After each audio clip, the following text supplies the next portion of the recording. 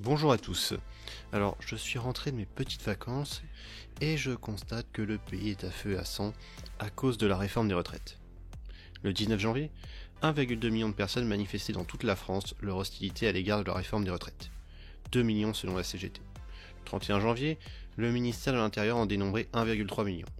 2,8 millions pour la CGT et le 7 février, ils étaient 750 000. 2 millions selon la CGT. Les manifestants se retrouvent donc régulièrement en nombre dans la rue, malgré une récente baisse, avec pour objectif de faire plier le gouvernement. Il faut dire que cette réforme n'est guère populaire. Seuls 32% des Français se disent favorables à cette dernière selon l'IFOP, et 27% selon Elab. Et toutes catégories confondues, une majorité de Français est contre, excepté les sympathisants de la majorité présidentielle. Pour ce qui est des sympathisants LR et des retraités, on est sur du 50-50. Concernant les points qui fâchent, ils sont au nombre de 3. Le passage de la durée de cotisation à 43 ans, le maintien de la retraite à taux plein garanti à 67 ans, et le recul de l'âge légal à 64 ans. La suppression des régimes spéciaux semble, quant à elle, relativement populaire. Mais pourquoi le pays est-il si vigoureusement opposé à cette réforme? Qu'implique-t-elle, et que peut-on attendre de la suite des événements? Pour comprendre tout ça, il faut d'abord saisir le fonctionnement de notre système de retraite. C'est un système dit par répartition, c'est-à-dire que les cotisations des actifs servent à payer les retraites des retraités actuels. Le fait pour les actifs de cotiser leur donne le droit de prétendre à une retraite, dont la valeur sera ici proportionnelle à la valeur qu'ils auront cotisée, et qui sera donc payée par les générations après eux. D'où l'utilisation fréquente du terme de solidarité intergénérationnelle pour qualifier ce type de retraite. À cette caractéristique s'ajoutent 3 chiffres qui font écho aux points qui cristallisent les tensions. 43, 64 et 67. 43, c'est le nombre d'années de travail qui seront bientôt nécessaires pour obtenir une retraite à taux plein. Actuellement, ce nombre est compris entre 41,5 ans et 43 ans en fonction de l'année de naissance du cotisant. 43 ans devant devenir la durée universelle de cotisation dès 2035 si on suit le planning prévu. Car la réforme des retraites du gouvernement Borne ne fait qu'accélérer de 8 ans une mesure déjà prévue. Concernant le chiffre de 64 ans, c'est le seuil auquel le gouvernement veut fixer l'âge légal de départ à la retraite, c'est-à-dire l'âge à partir duquel vous êtes autorisé à partir en retraite. Sauf exception, comme les fameuses carrières longues qui concernent ceux qui ont commencé avant 20 ans. Actuellement, cet âge légal de départ à la retraite est de 62 ans, donc quasi équivalent à l'âge moyen de départ à la retraite. Âge moyen qui devrait se rapprocher de 64 ans en 2040, même sans réforme. Enfin, 67 ans est un âge limite qui vous donne le droit à une retraite à taux plein automatique. La réforme Borne ne prévoit pas de modification de ce nombre. In fine, ce qu'on constate, c'est que les gens manifestent leur mécontentement à l'encontre de 2 mesures qui sont déjà là pour les actifs nés après 1973 et une autre qui ne fait qu'ajuster l'âge légal sur l'âge moyen de départ à la retraite. Alors, certes, plus tôt que prévu, mais il ne faudrait pas omettre d'autres éléments dans l'analyse. Je rappelle, avant 20 ans, on a un dispositif carrière longue dont la durée de cotisation post-réforme devrait varier entre 43, la durée de cotisation prévue, et 44 ans. En fait, ça dépend plus ou moins de la parité de votre âge. Enfin, de ce que j'ai compris, parce que bon, soyons honnêtes, ça relève un peu de l'usine à gaz, toutes ces conneries. Mais peu importe.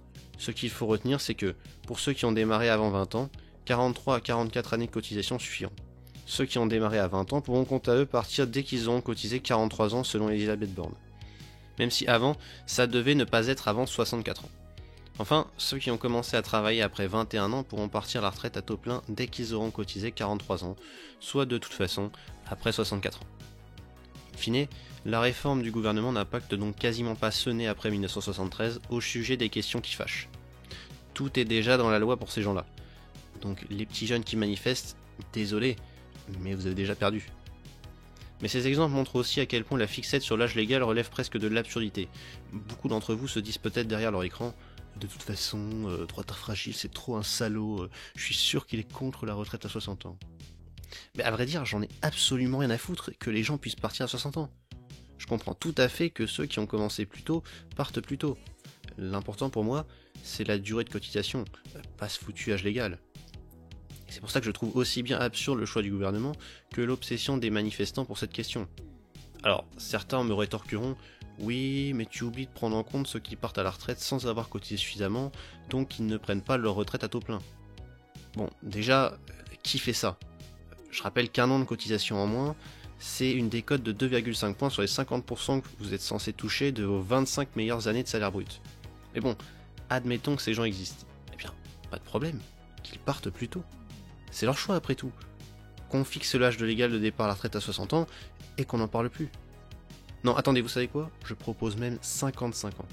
Et ouais, moi je suis comme ça. Plus progressiste sur la question que tous les partis de gauche. Alors, maintenant qu'on a évoqué le système de retraite par répartition, on peut peut-être s'attaquer à son grand rival, la retraite par capitalisation. Un système qui consiste à mettre de côté une partie de son salaire, qui sera alors placée et récupérée une fois que le salarié partira à la retraite. Pour mieux comprendre cette histoire de capitalisation, il faut qu'on évoque le sens de ce terme dans un domaine que vous adorez bien entendu tous, la finance. Alors, la capitalisation, c'est le fait de générer des intérêts sur une somme investie qui va grossir et donc générer encore plus d'intérêts par la suite. En gros, ce qu'il faut comprendre, c'est qu'un euro en 2010 n'a pas la même valeur qu'un euro en 2020, qui n'a pas la même valeur qu'un euro en 2023. L'euro reçu en 2010, on a le temps de l'investir et de le faire capitaliser pour qu'il génère des intérêts. Alors que l'euro reçu en 2023, on l'a reçu un peu trop tard. Pour mieux comprendre ça, on va prendre un exemple. Imaginons que Norbert décide de placer 1000 euros avec un taux d'intérêt composé annuel de 10%. Au début, Norbert a donc 1000 euros. À la fin de la première année, il en a 1000 plus 10% fois 1000, soit 1100 euros. À la fin de la deuxième année, il en a 1100 plus 10% fois 1100, soit 1210 euros, etc., etc. De ce truc-là, on peut déduire la formule suivante. Pour une somme S placée avec un taux d'intérêt I, on a comme somme la énième année S fois 1 plus I à la puissance N. Maintenant, imaginons que les retraités d'une certaine génération touchent 2 fois la somme qu'ils ont cotisée après, disons, 40 années de cotisation. Cela revient donc à avoir capitalisé avec un taux d'intérêt de 1,75%. Si je me suis pas trop foiré dans mes calculs. Alors, bien entendu, on peut avoir des situations où le taux d'intérêt est variable, voire devient carrément négatif. J'imagine aussi qu'il y a des fluctuations de la valeur de la monnaie dues à l'inflation ou à l'émission de monnaie. Parce que ce qui compte, c'est pas tellement combien j'ai d'argent, mais plutôt quelle quantité de biens et services de qualité équivalente je peux m'offrir avec. Mais bon, globalement, vous comprenez l'idée. D'ailleurs, on va profiter de notre lancée pour aborder un autre sujet financier. Le système de retraite est-il une pyramide de Ponzi? Alors, un système de Ponzi est un montage financier dont le nom fait référence à Charles Ponzi, mais qui s'est particulièrement fait connaître ces dernières années dans le cadre de l'affaire Madoff. Bernard Madoff, ponte de la finance américaine, a escroqué un nombre plus que conséquent d'individus en leur promettant d'énormes rendements qu'ils payaient grâce à l'argent des nouveaux entrants. La supercherie a fini par être révélée lors de la crise de 2008. Ce système repose donc sur deux principes. 1. Un rendement promis qui est supérieur au rendement effectif. Et 2. Une rémunération de cette différence de rendement par l'argent que procurent les nouveaux entrants. En gros, le gérant du fonds promet des rémunérations très attractives qui seront effectivement payées par l'argent que fournissent les nouveaux clients attirés par les résultats du fonds. Ce système repose donc sur le fait que, grâce aux faux résultats spectaculaires du fonds, ce dernier va recevoir de plus en plus d'argent de la part des nouveaux entrants. Mais s'il arrivait que ces sommes ne soient pas suffisantes pour couvrir la rémunération des anciens clients, alors la supercherie apparaîtrait aux yeux de tous. La pyramide de Ponzi est donc une escroquerie qui repose sur un fonctionnement opaque et mensonger, contrairement au système de répartition des retraites. Mais en même temps, quelle raison ce système aurait-il d'être opaque, puisqu'il est obligatoire d'y cotiser? En fait, si nombreux sont les libéraux à effectuer une comparaison entre les deux, c'est principalement parce que le principe de la répartition est que les actifs actuels payent les retraites des anciens actifs, et pour beaucoup, cela peut vite causer un problème compte tenu de la démographie, puisqu'on observe un vieillissement de la population, et donc une diminution du ratio actifs-retraités. Alors, le fait qu'il y ait de moins en moins d'actifs pour de plus en plus de retraités n'est pas un problème en soi. Il faut surtout que la somme prélevée aux travailleurs pour les retraites suffise à payer ces dernières. Mais naturellement, si le nombre d'actifs diminue au fur et à mesure du temps, il faut soit que la valeur produite par les travailleurs augmente, augmentation de la productivité du travail et croissance, soit que le taux de prélèvement augmente. Alors, certains petits malins, pour pallier au problème, proposent d'augmenter les salaires. Parce que si on a des salaires plus élevés, on a des cotisations plus élevées, puisque les cotisations sont proportionnelles au salaire.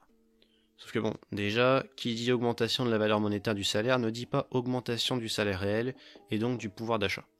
Je rappelle, l'important, c'est ce qu'on peut acheter avec son argent, pas tellement le chiffre qui est sur notre compte en banque. Or, s'il y a une augmentation générale des salaires, le plus probable reste qu'il y ait une augmentation générale des prix, donc de l'inflation, donc une stagnation ou une diminution du pouvoir d'achat. Maintenant, imaginons qu'il n'y ait pas d'augmentation des prix et que les travailleurs pèsent le capital. Ouais ma gueule. Si jamais il arrivait que les salaires deviennent trop pour qu'une entreprise puisse les supporter, alors elle serait contrainte de licencier, voire de fermer boutique. Donc la production baisserait, mais aussi le PIB, la croissance et les cotisations avec. De plus, qui dit plus de chômeurs dit plus de dépenses d'assurance chômage, donc une baisse du budget de l'État ou une augmentation des prélèvements. Mais on va ici admettre qu'on réussit le tour de force d'augmenter les salaires sans créer d'inflation ou de chômage. Bref, on gratte les profits du capital disponible dans l'entreprise avec brio. Naturellement, certains ne vont pas être contents parce que leur patron ne faisait pas assez de bénéfices. Mais bon, c'est pas notre problème. Leur salaire a augmenté et on est parvenu à réduire le déficit des retraites. Enfin, à supposer que la réduction du profit n'aura aucune conséquence économique négative et que l'impôt sur le travail soit supérieur à celui sur le capital. Parce que oui, il faut espérer que certains n'aillent pas voir ailleurs ou n'aient pas envie d'arrêter d'entreprendre ou de participer au marché des moyens de production, mais aussi que la diminution du capital profite bien au budget de l'État. Autrement, on ne réduit pas un quelconque déficit, on le creuse. Aussi, qui dit salaire qui augmente dit future retraite à payer plus élevée et donc la nécessité pour les futurs actifs de pouvoir suivre ce nouveau rythme. Bref, faut vérifier la viabilité long terme du machin. Alors, après, peut-être que certains ont le ticket gagnant, le truc que je n'ai pas su voir et qui permettra d'accomplir cette prouesse. Mais non, le sujet n'est clairement pas évident.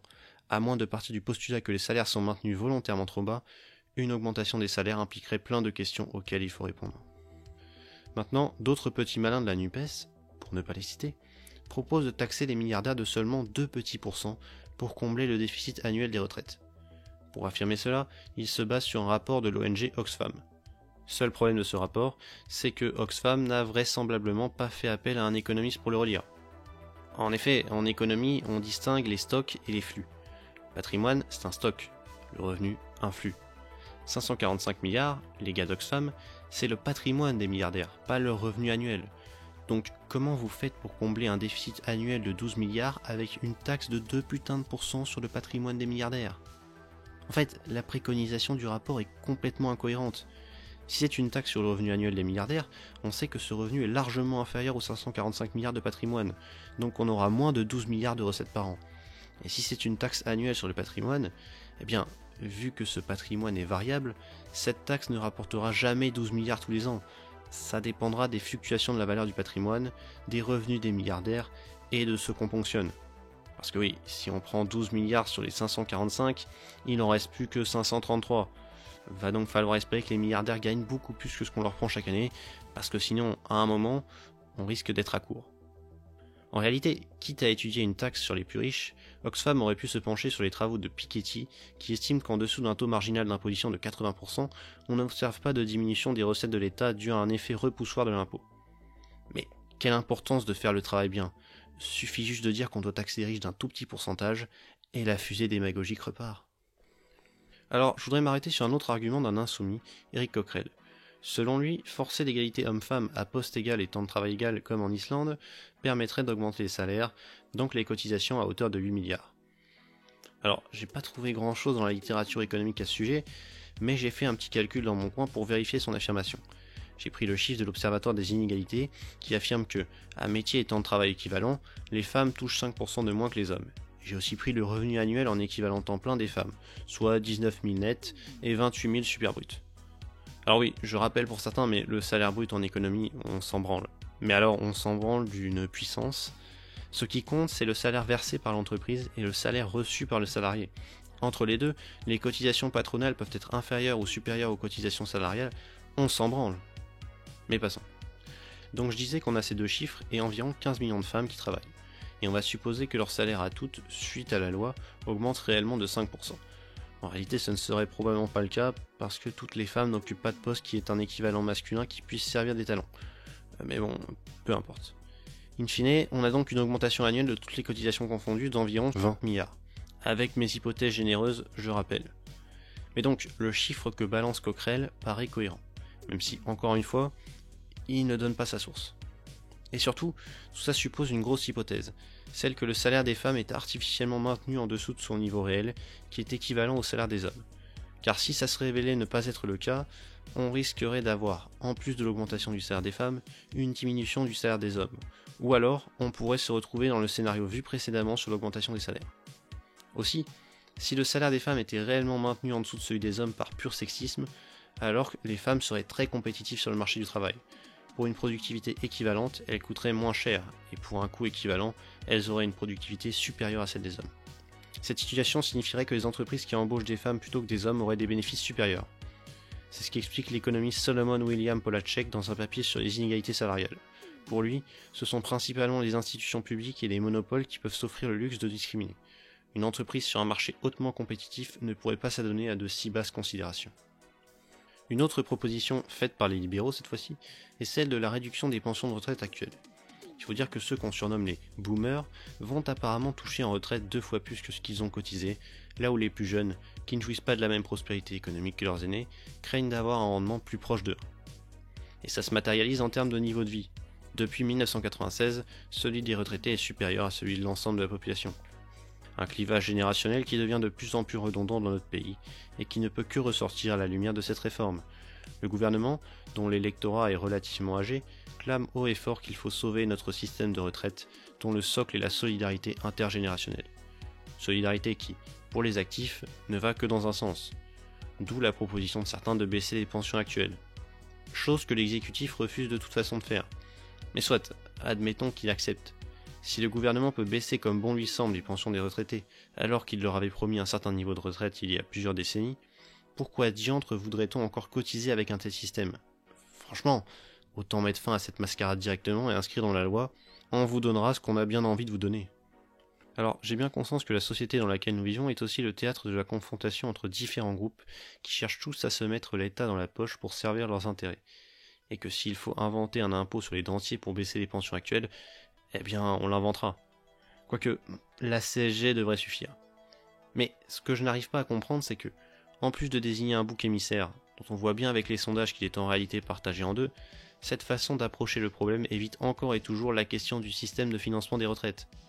Peut-être que redistribuer l'argent des riches retraités vers les actifs va redonner un peu de souffle à nos jeunes et à notre économie, plus qu'une modification de l'âge légal et du temps de cotisation qui les oblige à travailler plus longtemps et donc fait des actifs les seuls acteurs de ce système de solidarité intergénérationnelle.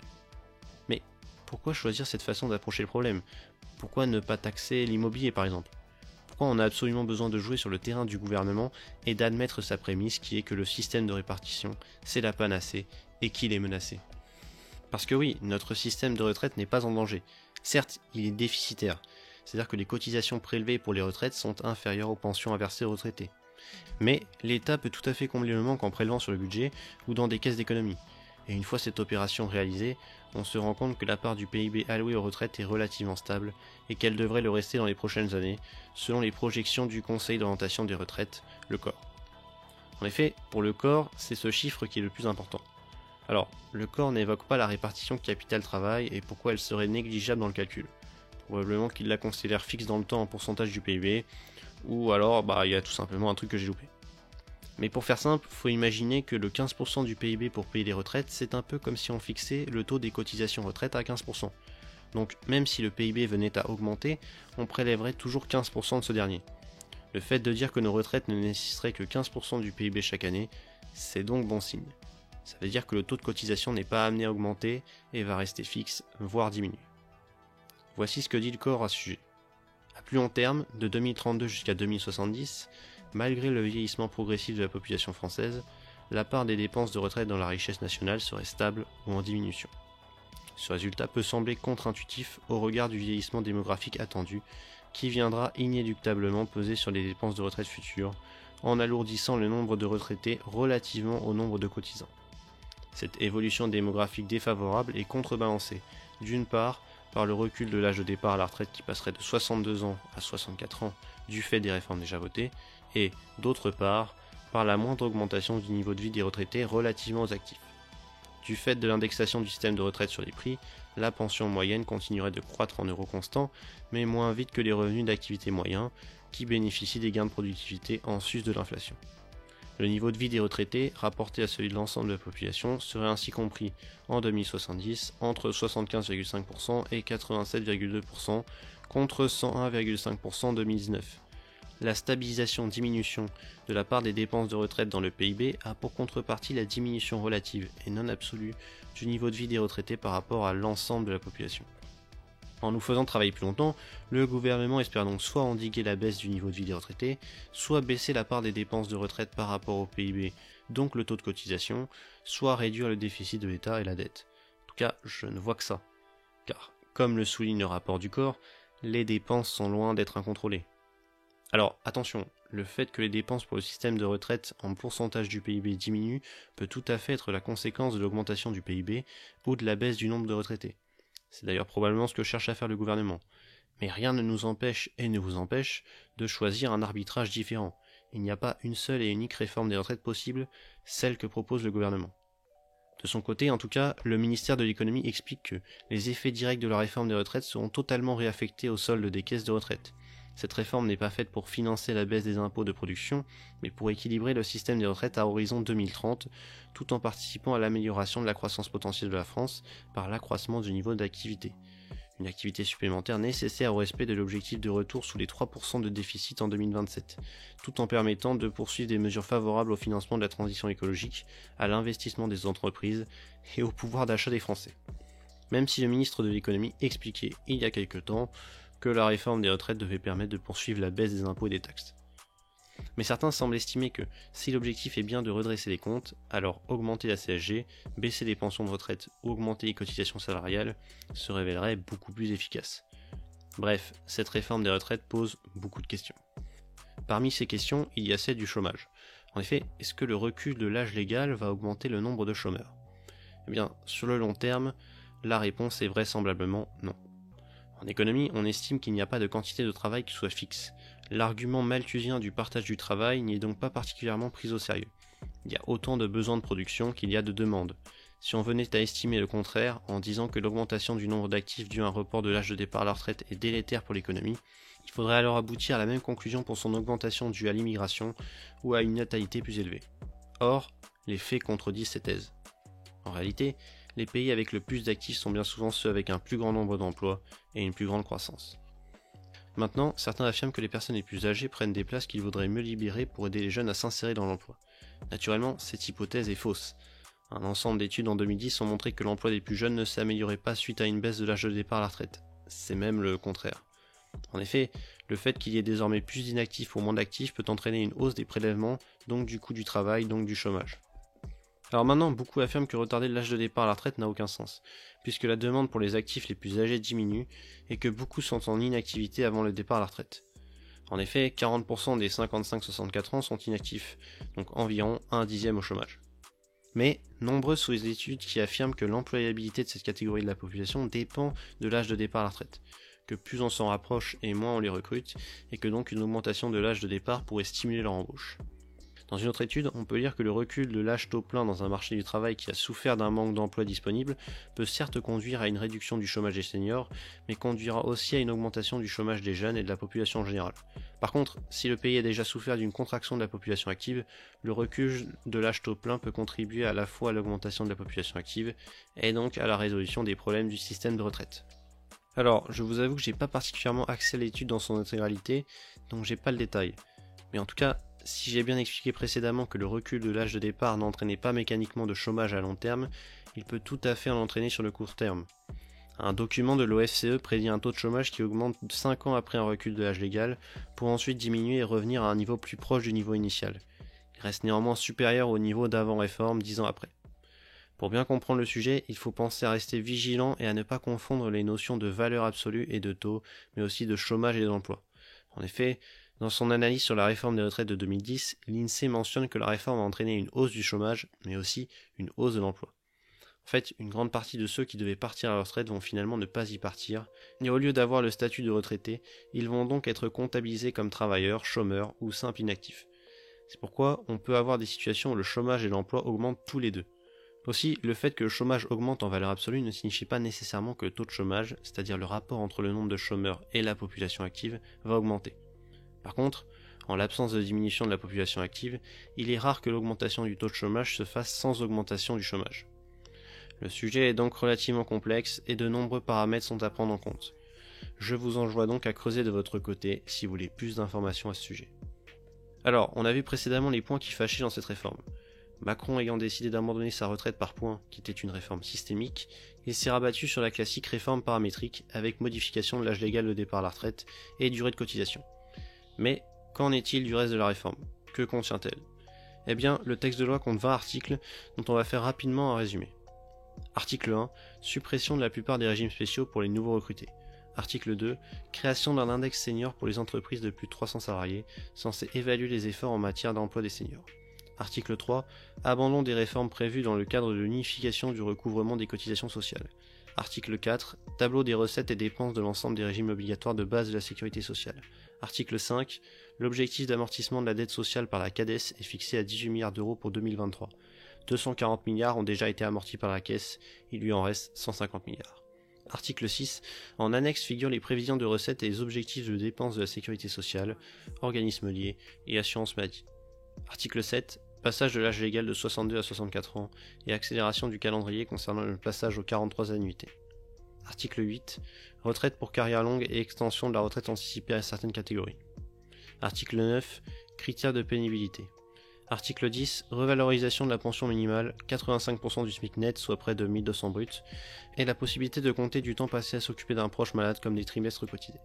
Article 11, prise en compte de certains stages dans le calcul du temps de cotisation. Article 12, 40 000 personnes pourront bénéficier d'une validation de trimestre pour aide à un proche dans le besoin. Article 13, cumul emploi-retraite et transition douce vers l'inactivité. Article 14 à 20, récapitulatif des dépenses de l'article 4. Donc, comme vous avez pu le voir, le point qui cristallise les tensions ne fait l'objet que d'un seul article, l'article 7. Le reste n'est quasiment pas évoqué dans le débat public. Pourtant, il y aurait des choses à dire, que ce soit sur la suppression des régimes spéciaux, la prise en compte de stages ou de l'aide à un proche dans le calcul du temps de cotisation, ou encore la revalorisation du minimum retraite. À ce propos, il faut qu'on parle de l'article 10 sur le minimum retraite. Il faut bien comprendre que ce chiffre de 85% du SMIC net, 1200 brut, devrait être atteint par ceux qui ont eu une carrière complète à temps plein au SMIC. Ceux qui étaient à temps partiel ne l'auront pas. Les gains de la réforme seront aussi moindres pour ceux qui n'ont pas cotisé tout leur trimestre et ont validé leur retraite taux plein par un autre moyen. Mais je vous laisse aller vérifier l'article de Libération à ce sujet pour plus d'informations. C'est quand même assez velu. De toute façon, si vous voulez des informations sur des détails de la réforme en particulier, je vous invite à consulter des articles qui synthétisent cette dernière. Alors naturellement, une fois tout ça évoqué, vous vous demandez sûrement vers quelle réforme va ma préférence. Si, je vous assure, vous vous le demandez. Et je vais vous répondre. Dans l'idéal, je souhaiterais que le gouvernement introduise une dose de capitalisation. On aurait donc une base en répartition et au revenu de base et une complémentaire en capitalisation. Ce que font certains pays d'Europe d'ailleurs. À ce propos, j'ai vu passer cet extrait de BFM TV, repris en chœur par beaucoup de médias et même sur Wikipédia, qui s'intitule Carl Gustav Scherman, qui a porté l'âge légal à 65 ans en Suède, invite Emmanuel Macron à ne pas reproduire le même modèle. Ah, Macron TV. Tellement biaisé en faveur du gouvernement. Mais alors pourquoi j'évoque cet extrait? Eh bien parce que la Suède a un système de retraite mixte, c'est-à-dire avec de la répartition et de la capitalisation.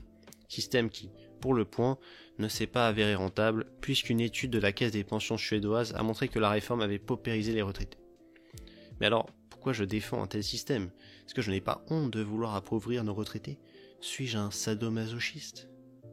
Eh bien malheureusement, prétendre que l'introduction de la capitalisation est un problème, c'est mal comprendre le fonctionnement du modèle suédois. Et dans ce flou artistique journalistique, un canard n'hésite d'ailleurs pas à clarifier un peu tout ça. En réalité, comme l'explique notre fameux suédois, qui n'est pas tout à fait l'incarnation de la réforme des retraites, le problème a été le recul de l'âge pivot. Alors, faut qu'on explique vite fait ce qu'est l'âge pivot, parce que beaucoup ont l'air de le confondre avec l'âge de départ à la retraite. Un âge pivot, c'est l'âge à partir duquel on peut partir sans avoir une décote de notre retraite. En dessous de cet âge, une décote est appliquée, par exemple de 5% par an. Donc, si vous partez avant 65 ans en Suède, vous n'aurez pas de retraite à taux plein. C'est le problème pour notre Suédois.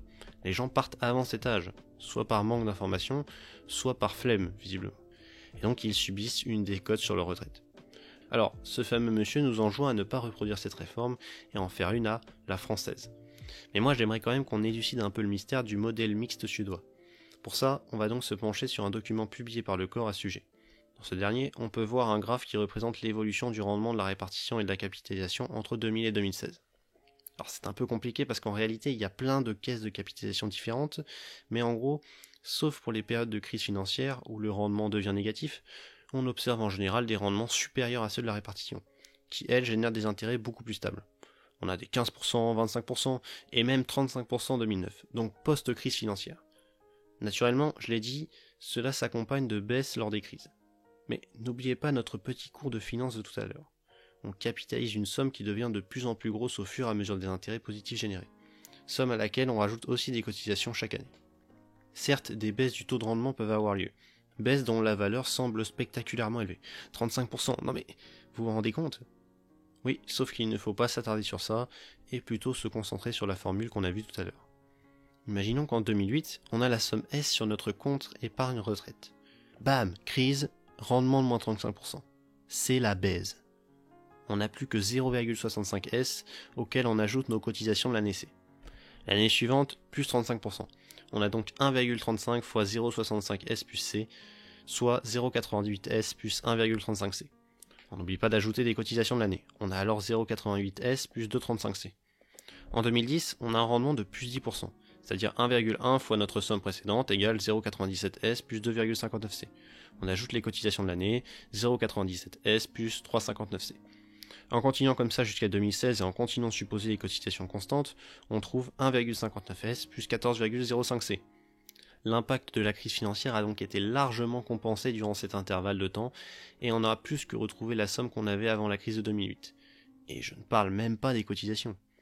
Alors après, on peut toujours imaginer des rendements moindres, ici je les trouve particulièrement élevés, ou alors une situation où c'est la crise permanente, ou alors où les salaires diminuent drastiquement, ce qui fait diminuer les cotisations. En réalité, tout ça dépend beaucoup de la conjoncture. Le corps explique que, par exemple, pour les fonds investis en 2000, les fonds capitalisés ont eu des moins bons rendements que la répartition jusqu'en 2013, dû aux nombreuses crises financières. Mais depuis 2015, la tendance inverse. Mais alors, la capitalisation est-elle vraiment plus intéressante que la répartition ? Que se serait-il passé si la France avait eu une retraite par capitalisation au lieu d'une retraite par répartition ? C'est une question à laquelle a tenté de répondre la banque Natixis dans une note intitulée « Quelle serait la situation des retraités s'ils avaient eu des fonds de pension depuis le début des années 1980 ?» Et leur conclusion est la suivante. Si la répartition a permis de générer 1,9 fois la somme cotisée, il y a 40 ans, la retraite par capitalisation aurait-elle permis de générer 21,9 fois cette somme ? Alors, je sais, beaucoup vont se dire que c'est probablement dans leur intérêt de dire ça. Est-ce qu'à un moment, on va pouvoir arrêter de ne jurer que par la sacro-sainte répartition et pouvoir discuter des alternatives concrètes ? D'ailleurs, les Français sont favorables à ces alternatives. Dans une enquête Ipsos pour France Info, on peut lire que 60% se disent favorables à la mise en place de fonds de pension en parallèle du système de répartition actuel. Et cette opinion est majoritaire quel que soit l'âge, la classe sociale et même l'appartenance politique. Alors, certes, la formule reste vague et je trouve le choix du mot actuel étrange, mais les faits sont là. Selon ce sondage, les Français sont majoritairement favorables à l'introduction d'une dose de capitalisation. Et les Français qui sont majoritairement hostiles au recul de l'âge légal à 64 ans le sont apparemment encore plus en ce qui concerne une hausse des cotisations qui ferait baisser le salaire net et une baisse des pensions des retraités. De plus, ils sont majoritaires à estimer qu'une réforme des retraites est nécessaire. In fine, l'option d'une dose de capitalisation est donc plus qu'envisageable. Pourtant, je reste convaincu que parler de capitalisation à des gens va les rebuter, parce que le mot capital a une connotation péjorative. Mais le capital, ce sont les moyens de production, qui sont nécessaires aux bonnes conditions de notre travail et de notre épanouissement économique. Quoi diantre est-ce que des gens qui râlent sur les bénéfices extraordinaires des actionnaires et qui fustigent la concentration du capital dans les mains d'un petit nombre seraient opposés à la capitalisation ? Pourquoi ne pas permettre aux individus d'économiser pour leur retraite et même de choisir quelle somme ils veulent allouer dedans, plutôt que de les obliger à filer directement leur pognon aux retraités pour ensuite attendre à leur tour que les futurs actifs payent leur retraite ? Rien ne nous empêche derrière de redistribuer ou même de créer des caisses de gestion collective. S'il faut arrêter d'avoir peur du mot capitalisation parce qu'il contiendrait capital, il faut aussi arrêter de penser que le mot répartition a le seul monopole de la solidarité. En l'état actuel de mes modestes connaissances, je pense que privilégier une base stable en répartition et une complémentaire en capitalisation est l'option à envisager pour notre système de retraite. Et je vous enjoins à y réfléchir de votre côté. Parce que bon, soyons honnêtes, la plupart de ceux qui pestent actuellement contre la capitalisation ne savent vraiment pas en quoi ça consiste. Alors, je récapitule la situation actuelle. Manifestations dans toute la France, opposition massive de l'opinion publique et des actifs à la réforme, scepticisme jusque dans les rangs de la Macronie, bref, le gouvernement patauge. Et ça se ressent même au niveau de la communication. Mais alors, le véritable feuilleton se joue à l'Assemblée nationale. En effet, RN et NUPES ont déposé tous les deux une motion référendaire quasi même jour. Alors, pour faire simple, si une telle motion est votée, les discussions sur le projet de loi sont suspendues et le Sénat a 30 jours pour entériner la motion, qui sera alors transmise au président de la République, qui choisira si oui ou non il doit y avoir référendum. Là où ça cafouille, c'est que seule une motion peut être examinée pour un même projet de loi, et que c'est la première fois que 2 sont déposées. Il a donc été décidé par vote s'il fallait privilégier la première motion déposée, ou effectuer un tirage au sort. C'est cette dernière option qui a été choisie, et c'est la motion du RN qui a été désignée par tirage au sort. Chose qui n'a pas plu à la NUPES, qui avait déposé une motion en premier, et qui a alors fait tout son possible pour que ce soit elle qui soit retenue. Alors, peut-être que certains d'entre vous, experts en règlement de l'Assemblée nationale, trouvent scandaleux le choix de sa présidente. Mais je pense que beaucoup se demandent surtout « Putain, mais qu'est-ce que ça change ?» Eh bien, absolument tout, voyons. Comme c'est la motion du RN qui a été choisie, et que la NUPES refuse de se compromettre avec l'extrême droite, la NUPES est absentée de l'hémicycle lors du vote de la motion, la faisant capoter. Et c'est ça qui est magnifique, c'est que la NUPES est en train de se saborder auprès de ses sympathisants pour un truc qui, de toute façon, aurait dû être validé par le président de la République. Mais ils ont donné tellement de cœur à faire passer leur propre motion référendaire qu'ils envoient le signal que c'est important et tendent le bâton pour se faire battre auprès de ceux qui réduisent la NUPES à une opposition factice. Tandis que, pendant ce temps, Marine Le Pen et son groupe n'hésitent pas à voter des motions de la NUPES. Et là, vous croyez qu'il va passer comment le discours du LREM-RN main dans la main auprès des gens à convaincre dans la rue? Alors oui, les militants NUPES n'hésiteront pas à dire que Marine Le Pen n'a pas voté SMIC à 1500 et n'a pas appelé à manifester pour la réforme des retraites. Mais bon, au mieux ils réussissent à les convaincre de devenir abstentionnistes. D'autant plus que ça n'aide pas d'avoir voté une baisse de la CSG pour les retraités les plus aisés. Mais le spectacle ne s'arrête pas là. Il y a aussi les LR qui sont pour la réforme, mais aussi contre, et une partie de la majorité présidentielle qui ne semble plus trop motivée à l'idée de suivre l'empereur Macron dans son projet. Et pour ça, ils n'hésitent pas à proposer des alternatives, comme la fin des 35 heures. Mon Dieu quoi? La fin des 35 heures? Un scandale! Et je partage totalement cette opinion. Non mais attendez, remplacer les 35 heures par les 35,5 heures? Non mais ça risque de rogner sur mon goûter du vendredi. Et quitte à faire disruptif, autant proposer les 35,62 heures. Bref, comme vous le voyez, c'est le cirque à l'Assemblée nationale, et les rumeurs de dissolution dans les prochains mois ou les années à venir vont bon train. En conclusion, c'est le bordel. Le gouvernement de bord n'a pas l'air décidé à céder sur cette question de l'âge égal, tout comme les manifestants, et n'étant pas devin, je ne peux pas vous dire ce qui va se passer dans les prochains mois. Tout ce que je peux vous engendrer à faire, c'est à mettre un pouce bleu à cette vidéo, à la partager et à vous abonner. Que vous soyez d'accord avec moi ou pas d'ailleurs. Pas de sectarisme, voyons. Sur ce, merci d'avoir regardé. C'était Droitard Fragile et je vous dis à la prochaine. Ciao.